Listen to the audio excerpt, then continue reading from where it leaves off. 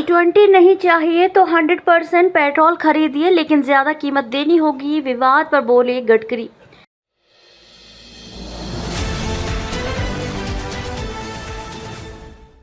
केंद्रीय मंत्री नितिन गडकरी ने इथेनॉल फ्यूल का समर्थन करते हुए कहा है कि इसमें उनका कोई निजी हित नहीं है।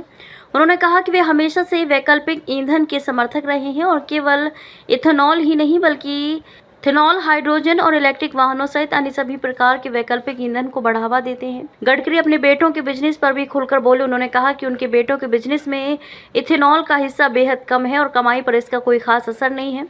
गडकरी ने कहा कि इस बिजनेस पर 1600 करोड़ रुपए का खर्च भी था। गडकरी ने कहा कि मेरे परिवार के पास चीनी मिल पहले से है, वह बिजनेस मेरे बेटे चलाते हैं, जबकि इथेनॉल ब्लेंडिंग का प्रोग्राम पेट्रोलियम मंत्रालय चलाता है, इसलिए मेरा इसमें कोई रोल नहीं है। गडकरी ने आगे कहा कि मेरे बेटों के बिजनेस में इथेनॉल का हिस्सा केवल 10% का है। पूरे देश के इथेनॉल बिजनेस में सिर्फ मेरे बेटों की फैक्ट्रियों की हिस्सेदारी 0.5% से भी कम है, जबकि उनकी कंपनियों पर 1600 करोड़ रुपए का कर्ज भी है।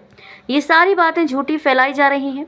वैकल्पिक ईंधन का किया समर्थन। उन्होंने कहा कि भारत कच्चे तेल का एक बहुत बड़ा आयातक है।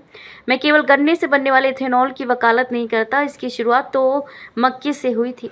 पानीपत में पराली से इथेनॉल बन रहा है, असम में बांस से और कई जगह चावल से भी।